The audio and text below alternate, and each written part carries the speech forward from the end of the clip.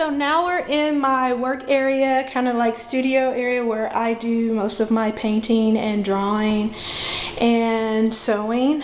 And so I have some paintings here that I've done, and I just kind of experiment and try different things, but I'm mostly an expressionistic artist, meaning I don't try to paint realistically necessarily, but I try to capture emotion and a feeling of the moment. And I liked experimenting with textures and colors. So yeah, those are some pieces. I also like to draw, and so here's a sketch, a drawing that I did of one of my favorite artists, Frida Kahlo, and then of Aaliyah the singer. I put them together since they had passed, and two roses representing their lives. So yeah, that's something that I worked on.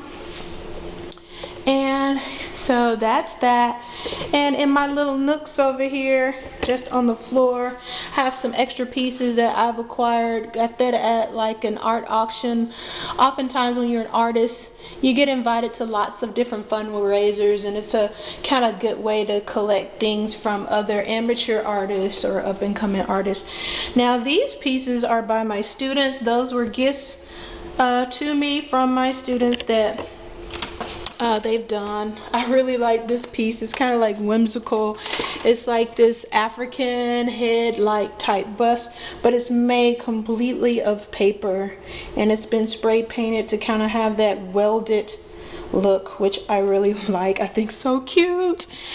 And one of my special needs students with autism made this house, kind of just a ceramic house. It's really heavy, guys, so I better put it down. I don't want to break it. And then here's mosaic piece that we worked on. When I was teaching high school, we were studying the Byzantine period and working on mosaics, and that's an abstract piece that one of my students did, and I actually purchased that from her because some of my students were willing to sell their works. They were like, "Will you buy my work, Miss Crosby? We know you collect art." So here's another piece that was gifted to me from one of my students because they knew I loved music. So more photography that I've done, pictures that I took in my hometown of Memphis when I went to New York with my students. This is in DC when I went with my students along with the ROTC, a teacher at the time. So yeah, these are just photographs that I like doing. So here's a view of looking down. So that's the foyer that we just came from.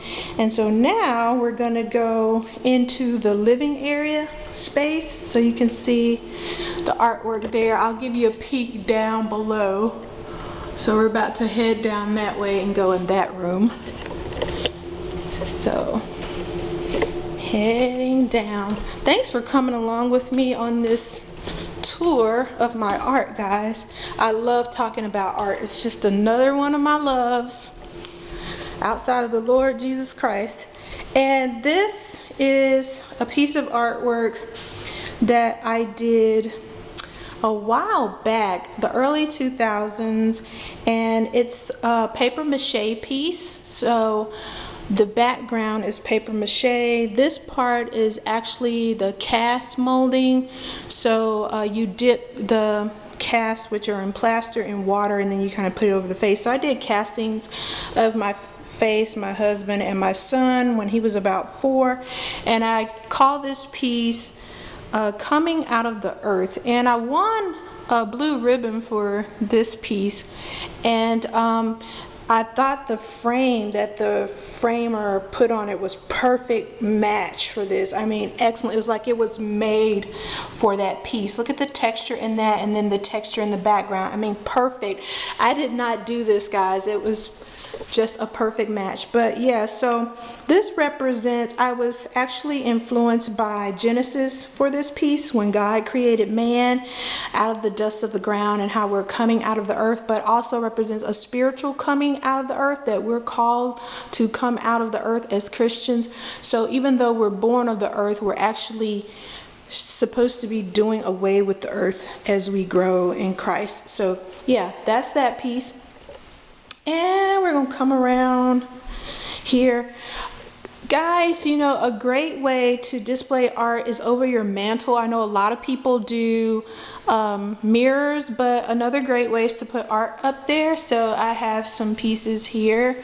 Another Ethan Brock piece. He's one of my favorite local artists, and cannot remember the name of this one either, but I just like the abstractness of it. I like the splotches of color in between, and you know, it could represent so many things. That's what I love about abstract art. But I actually know the artist personally, have had many conversations with him, and he just likes experimenting with textures. And this is actually considered a non-objective piece, meaning you had no particular meaning in mind when you're doing just experimentation. It's a non-objective piece of artwork. And so over here is a piece that I acquired by a nationally renowned artist. His name is Tom Nakashima, and Tom was eminent scholar at one of the local colleges here for about 5 or 6 years at Augusta State. And so I was able to meet him when I was a curator. And this is actually an artist proof piece. And for those of you who are not familiar with art, when you're doing prints of something, the artist usually would do an artist proof, and those are things that the artist usually keeps, and they'll usually do no more than 20 of them, and that's just where they're proofing it, kind of seeing how the work is going along in the process before the completed piece. So this was an artist proof that he added some color to and finished for me and then signed for me, and the piece is called Kamikaze. So yeah, I really like that piece, and this once again was another perfect match on the framing. Look at the texture on that, and then if you look in the art, there's kind of texturing, so really nice compliment. Another thing, when you're displaying art, try to make the art fit the wall. Sometimes people put paintings that are too small on a really large wall, and then it's just lost in space. So make sure your painting is proportionate to the wall space. And so on this side, just to kind of balance things out, I have this piece, and this is called Spiral 2, and this was also by a local artist, and I got this from a local gallery, and I was able to acquire this on a payment plan as well. But this is a very expressionistic piece. Like I said, I'm really into abstract art, so I like the dripping. If you look closely, the paint is kind of like running and dripping. And of course it has red, which just brightens up the place and adds that pop of color. So yeah, so that's that. So then I have a smaller piece over here. This is what I mean about making sure your painting is not too big for the space, because something bigger than this would be too much. So this size is perfect for this small little section of wall. But this piece is called Soulmates. See if you can tell me why it's called Soulmates. Do you see what I see in this painting? This is one done by Malika Favorite, another nationally renowned artist who I was able to meet when I was curating her exhibit at our local museum when I worked at the Lucy Craft Laney Museum. So over here is an abstract piece that I did. It kind of looks like a fish to me, but really and truly I was just trying to get rid of excess paint that I had on my palette, and I just decided to come up with that because I like the colors. So yeah, just no particular meaning behind that piece. And then we're gonna go over an area, and so I try to fill up my wall spaces as much as I can with different things. So this piece I really love. It speaks to me. I love that piece. What's the meaning behind that piece? And she said, oh, there's no meaning. I was just doodling on it. So whatever you want it to mean is what it means, which is so cool. I like when artists give you the liberty to you know, see what you want in the art. And so this piece represents to me chaos, like all around here represents chaos, like just confusion. And then right in the middle is a cross, which represents Jesus Christ. So that's what it means to me. And so yeah, really cool. And it was nice to be able to support a local artist, because she was just a young student who doodles in her spare time, and I was able to collect that. So more photographs of that I love, black and white photography of my son. There's my husband carrying our son on his back when he was younger. So yeah, I have that artwork, you know, on the walls like that. And then I try to fill in our nooks and stuff in our kitchen with art that I acquired at art festivals. I try to buy as much handcrafted things as possible to add to the decor. So we're going this way in the kitchen.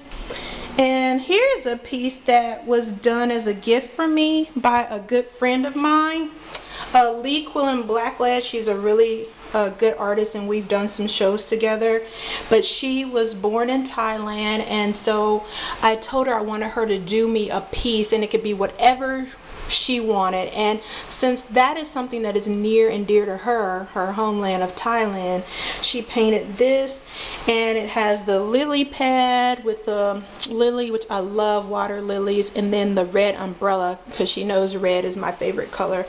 And once again, my framer Ed Durant, if you're in Augusta, Georgia, you always do a phenomenal job. He's done all the framing that I've pointed out to you, but he does a great job of matching the frames with the pictures. It kind of looks like this bamboo type effect in it, which kind of goes with that. So I just thought that was perfect, and the coloring matches perfectly. So yeah, so that's that. And now we're gonna go this way into a guest bedroom. And so here, these are just paintings that I put in groups of 3, which is always a nice way to display your art, to put them in groups. And I found these at a consignment shop. So consignment finds are always great for acquiring original art as well. So there, and that way you won't have anything that anyone else has. So that's great. So we're just gonna go, that's just the utility room. So we're just gonna head back, and we're restroom, guys. So yeah, I put artwork in the restrooms too. So here's a piece that I acquired from my friend Leisha. You saw 2 other paintings by her, the family portrait and the 3 women. And she also did this. She used tissue paper for texturing in this. So I thought it'd be perfect to put in the bathroom, since she used her up. I didn't mean to turn the light out there. It's kind of dark in here. Let me put some natural light so you can see. But yeah, so if you look really closely, there's actual texture in there. So I just love that piece. So yeah, that's for the restroom. And now I'll take you, look, where haven't I taken you guys? Let's see. One piece that I forgot to mention of artwork that we have in our home is this large piece up here above the entryway into the kitchen. And it's an abstract piece that a local artist did, and we had done some shows together, and she also created my first website, which I no longer have, but her name is Rion Swain Gibney, and I just love this piece. It's called, the title is written on the side of the piece, so it's titled Yellow Woman, Brown Woman, Green Woman. And so I think it's just about unity of women, no matter what culture or ethnicity they are, and I just like the meaning behind it. So that's just a really nice piece. But yeah, and I thought it, with the kind of red tones in it, it kind of draw together all of the little pieces of red that I like having in our home. So there you go. I hope you enjoyed my art tour in our home, and I hope you got some ideas about, you know, ways that you can acquire art. You can go to consignment stores, even thrift stores have great art. You can go to local art galleries, you can shop online, but buying original art is worth the investment. So I would encourage you to do so, because it really does liven up the home and make for really great pieces. So I'll see you next time, and remember to be a good steward of all that God has given you, because He loves us so much. And I'll see you next time. Bye bye.